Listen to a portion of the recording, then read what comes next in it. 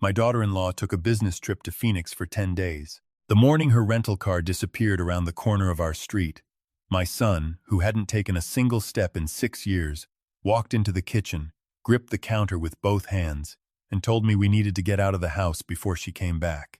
I dropped my coffee cup. It shattered on the tile. Neither of us looked down.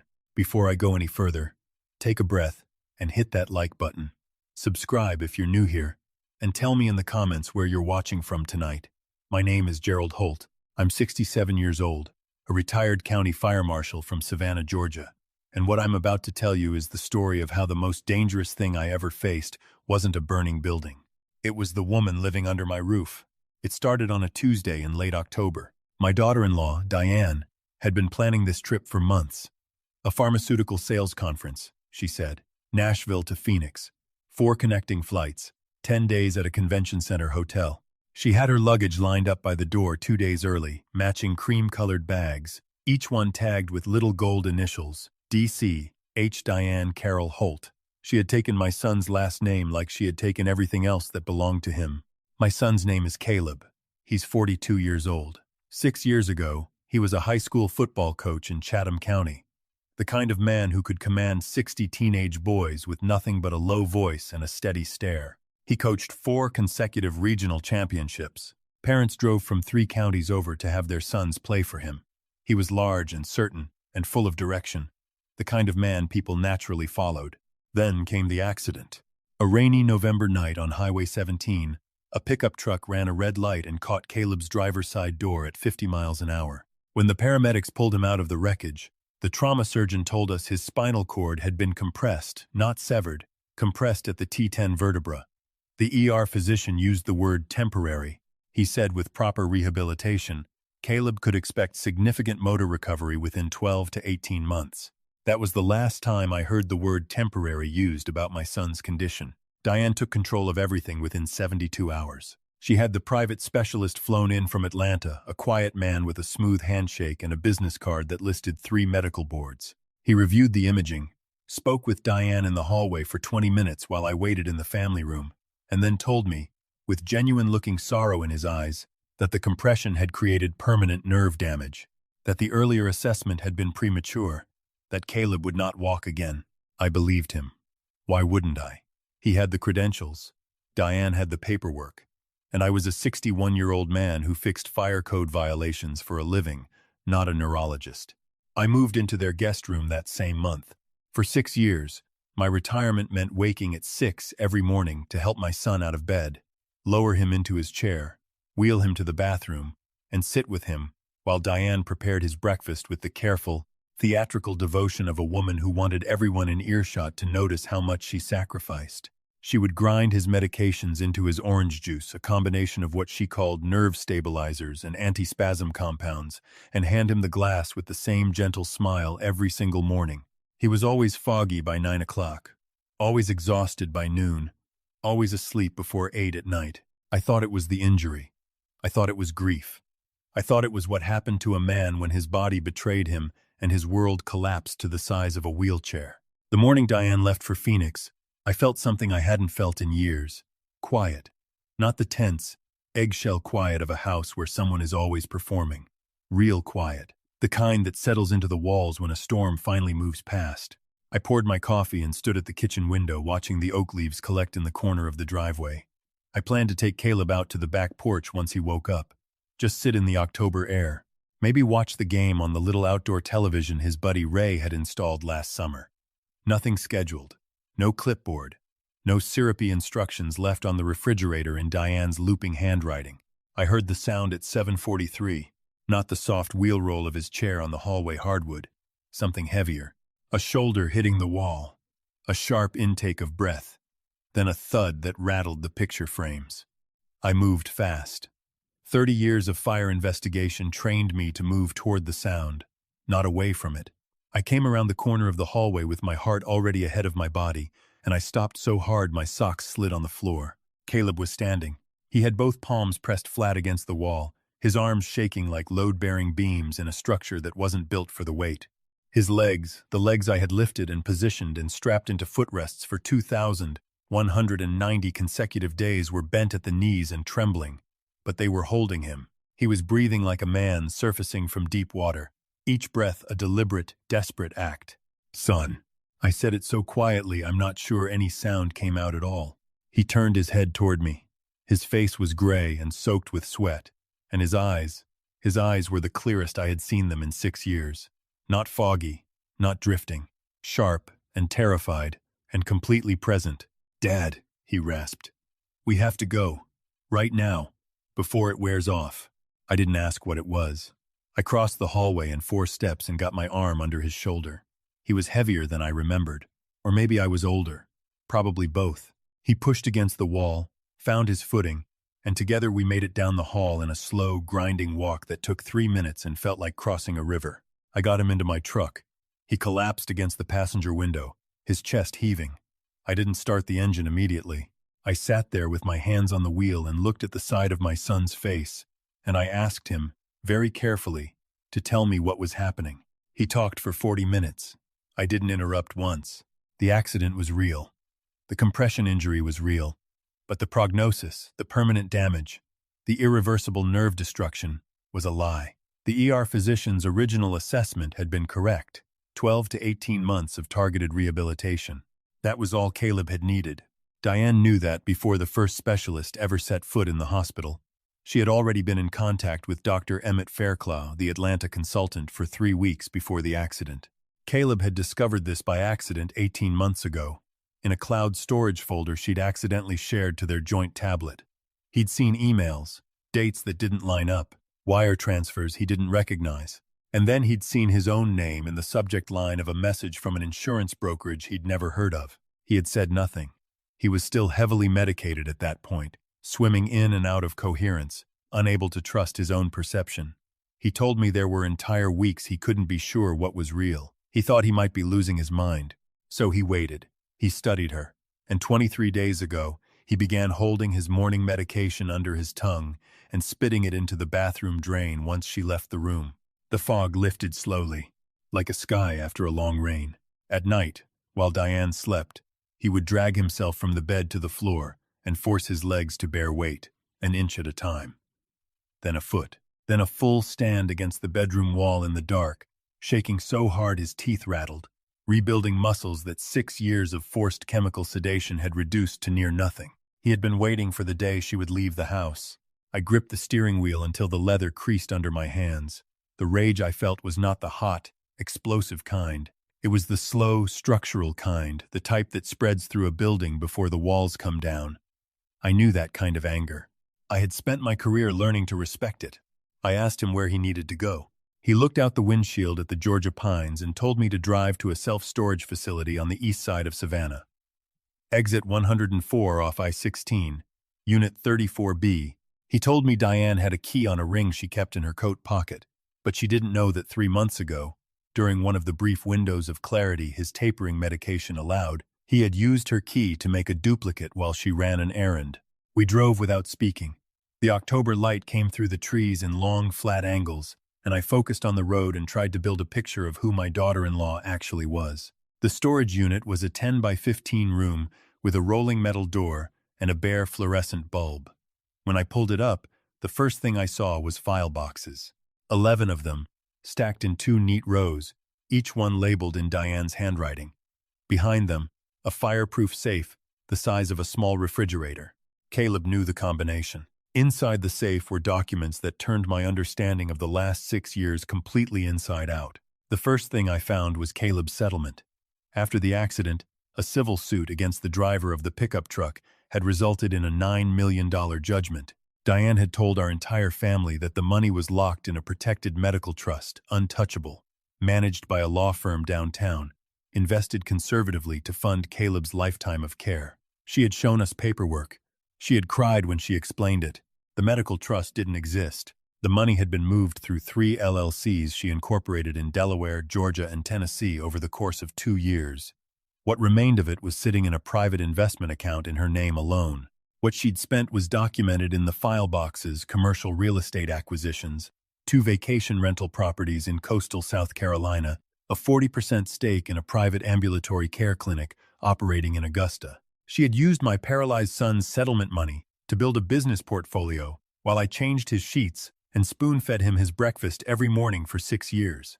I opened the second file box and found the insurance policies. There were 4 of them, 3 on Caleb's life, each taken out at different times through different brokers, each listing Diane as the sole beneficiary. The combined death benefit totaled $6.2 million. The 4th policy was different. It wasn't life insurance.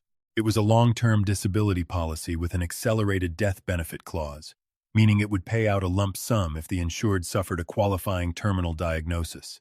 At the bottom of the 4th policy, clipped with a binder clip, was a single printed email. It was from Dr. Emmett Fairclough, sent 4 days before Diane left for Phoenix. Everything is prepared on my end. The diagnosis documentation will be finalized upon your confirmation. Cause: progressive neurological deterioration consistent with long-term spinal compression syndrome. Untreatable. Estimated timeline: 6 to 8 weeks. Let me know when you want to proceed. I read that email 4 times. Then I set it down on top of the safe and looked at my son, who was sitting in my old camping chair with his hands on his knees and his eyes on the floor. "She's not coming back from a conference," I said.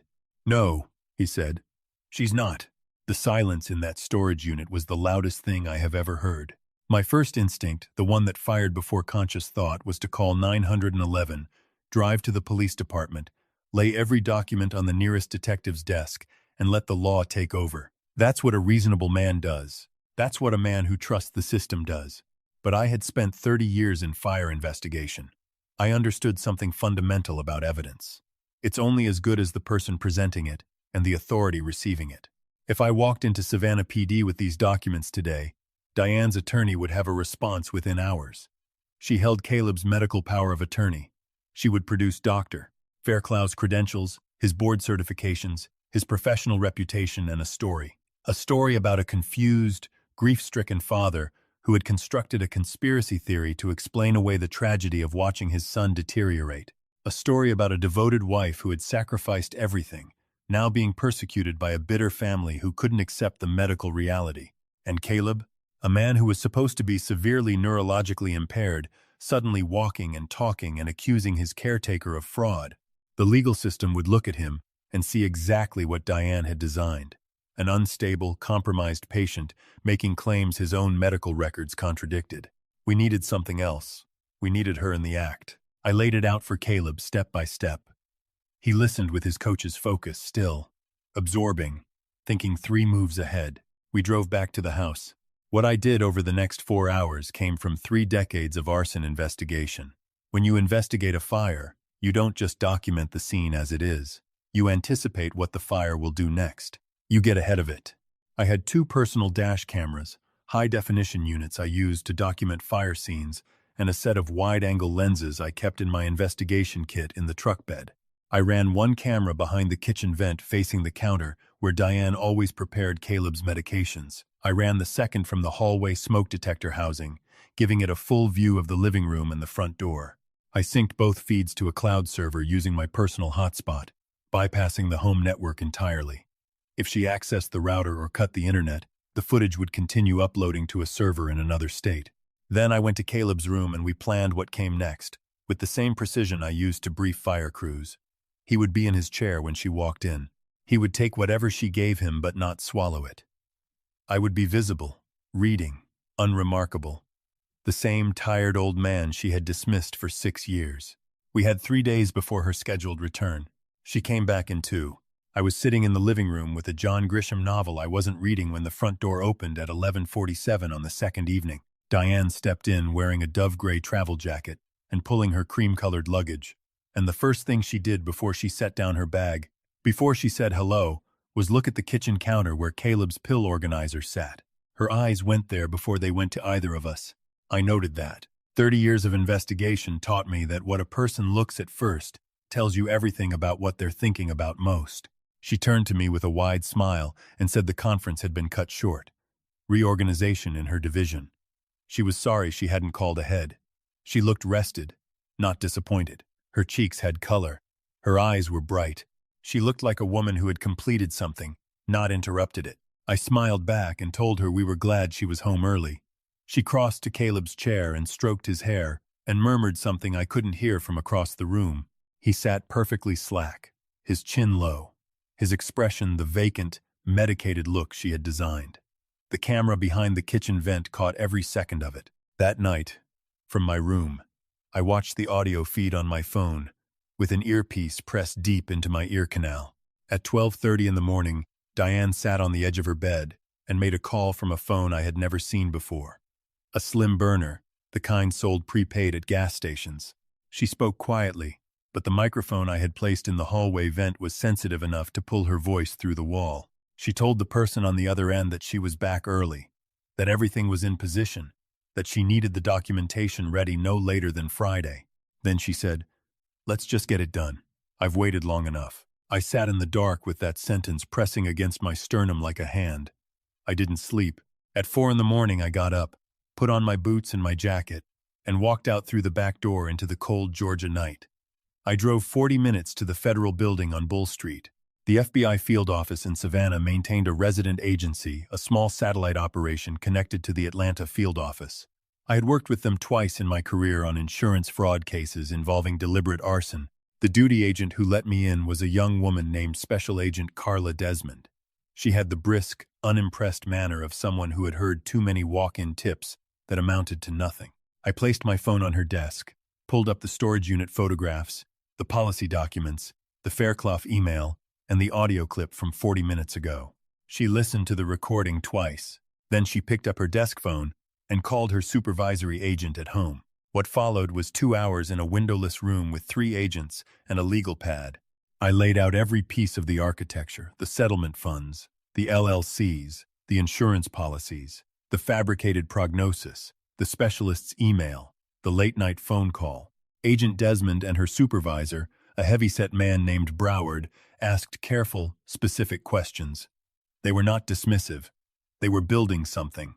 Broward told me that for 14 months, the Atlanta field office had been investigating a network of medical professionals facilitating insurance fraud through manufactured diagnoses. They had the financial patterns. They had suspicious death records. What they had not been able to secure was a direct, recorded communication between the medical co-conspirator and the beneficiary, confirming intent prior to the act. I had just handed them that recording, but it wasn't enough for a federal prosecution that would hold. A good defense attorney would call it ambiguous. She'd never used the word death or kill or diagnose. She said, "Get it done." She said she'd waited long enough. These were phrases, not confessions. Broward looked at me with the flat expression of a man about to ask something he knew was unreasonable. He told me I had to go back, that I had to let her proceed far enough to commit the act, that federal agents would have the house-covered vehicles on both ends of the street, a tactical team 2 blocks out, a medical unit staged at the fire station around the corner. But I could not intervene when she administered whatever she had prepared. The agents needed to recover the substance from his body and document the attempt in real time. I am 67 years old. I have pulled bodies out of buildings. I have told parents their children weren't coming home. I have sat with widows in parking lots and read insurance reports that reduced human lives to line items. That was the hardest thing anyone has ever asked me to do. I drove home in the gray pre-dawn and sat in my truck in the driveway for a long time. Then I went inside, took off my boots, and lay down on my guest room bed and stared at the ceiling until daylight came through the curtains. The next day and a half moved the way time moves before something irreversible happens. Too slow and too fast at the same time. Diane moved through the house with a particular energy, focused, efficient, smiling at the right moments and quiet at others. She prepared Caleb's meals. She adjusted his position in the chair. She chatted with me about the Phoenix weather and a restaurant she'd apparently loved near the convention center. I said the right things. I asked the right questions. I poured her coffee and passed her the newspaper and played the part of the grateful, exhausted father-in-law who had no idea what was coming. On Friday evening, she went to the kitchen pantry and came out with a small nylon case I had never seen before. She unzipped it at the counter with her back partially turned to me. I kept my eyes on the television, but in my peripheral vision I could see her working with a vial and a syringe. Not a pill organizer, not a smoothie, a syringe. The camera behind the vent was recording. She walked into the living room with the syringe cupped in her palm, the needle cap still on, moving with the easy confidence of a woman who had done this before, or had rehearsed it so many times in her mind that it felt like memory. She knelt beside Caleb's chair. Her voice went to that high, soft register. She called him sweetheart. She said it was time for his evening treatment, that the new medication would help him sleep more deeply, that he deserved some rest. I sat in my armchair with the Grisham novel open in my lap, and I gripped the pages hard enough to crease them, and I did not move. She reached for the port in his IV line, a line she had installed through a home health order 3 months ago. One more piece of infrastructure she had quietly put in place for exactly this moment. She removed the needle cap. The front door came off its hinges. The sound was absolute, not a knock, not a shout first, just the full mechanical concussion of a forced entry executed by people who had practiced it. The door frame split. 3 agents in tactical vests came through the opening in less than 2 seconds. Flashlight beams crossing the room, voices stacked on top of each other giving commands. Diane lurched backward. The syringe hit the hardwood floor and skittered under the coffee table. 2 agents had her arms before she recovered her balance. She didn't scream. She didn't cry. She tried, for about 4 seconds, to compose her face into the expression of a terrified, innocent woman. But the agents were already cuffing her, and Agent Desmond was already walking through the door with an evidence bag, and the moment Diane understood that the recording device had been in this house the whole time that everything had been seen and heard, the performance stopped. She looked at me with pure, cold contempt. Not anger, not betrayal, contempt. Like a contractor who has been caught using substandard materials and is annoyed at the inconvenience of being noticed. She said nothing to me. She had nothing left that would work on me. 2 agents walked her out through the broken doorway. I crossed the room to my son. Caleb was breathing hard, his hands gripping the armrests of his wheelchair, and when I put my hand on his shoulder, he reached up and grabbed my wrist, the way a man grabs something when he's afraid of what he might do if he lets go. "She's gone," I told him. He nodded once. His jaw was locked tight. He was shaking, but he was present. Completely, entirely present. No fog, no drift. Just my son, in his chair, on the other side of the worst 6 years of his life. The paramedics came and checked him over. The syringe was collected and sent for analysis. Agent Desmond walked me through the next steps in a tone that was clinical, but not unkind. "Doctor, Emmett Fairclough was arrested at his Atlanta practice the same hour. 2 more associates in the fraud network were picked up before morning. Diane was charged at the federal level, attempted murder, insurance fraud, wire fraud, conspiracy, unlawful imprisonment. Her attorney filed the expected motions. None of them landed. The recordings, the documentation, the physical evidence, and Dr. Fairclough's cooperation agreement made her defense largely symbolic. She was convicted on all counts 14 months later. The judge sentenced her to 38 years without possibility of early release. I sat in the 3rd row of that courtroom and watched the bailiff walk her out, and I felt something I hadn't felt in a very long time. Nothing. The clean, empty nothing of something being genuinely finished. The road back for Caleb was not easy or fast, and I want to be honest about that, because I think stories owe people the truth of what recovery actually looks like. It took 3 months before he could walk the length of the hallway unassisted. 6 months before he could manage stairs. A year before he went back to the high school not to coach, not yet, but to sit in the bleachers and watch his former assistant run a Friday night game. The players found out he was there at halftime. 32 of them came up into the bleachers and stood around him in a semicircle, these enormous young men in muddy jerseys, not sure what to say. Caleb looked at them and said, "Boys, it's good to be back." They won the game by 2 touchdowns. I am 67 years old. I spent 30 years in fire investigation, and the thing I learned, the thing that never changes no matter how many scenes you work, is that the most destructive fires are not the ones that start loudly. They're the ones that start in the walls, in the hidden spaces, burning through the structure slowly and silently, while everything on the surface looks fine. The people who want to harm you most are very rarely the ones you don't trust. They are almost always the ones you trust completely. Pay attention when something feels wrong inside a situation that looks right. A loving caregiver does not isolate. A devoted partner does not require your helplessness to function. Trust your gut even when every credential and every smile in the room tells you you're wrong. And if you ever find yourself living inside someone else's careful design, know that the truth has a way of finding its own exit, even when every door has been locked. Have you ever realized that someone you trusted was not who you believed them to be? Tell me about it in the comments. Tell me where you're watching from tonight. If this story stayed with you, please like this video, subscribe to the channel, and share it with someone who needs to hear it.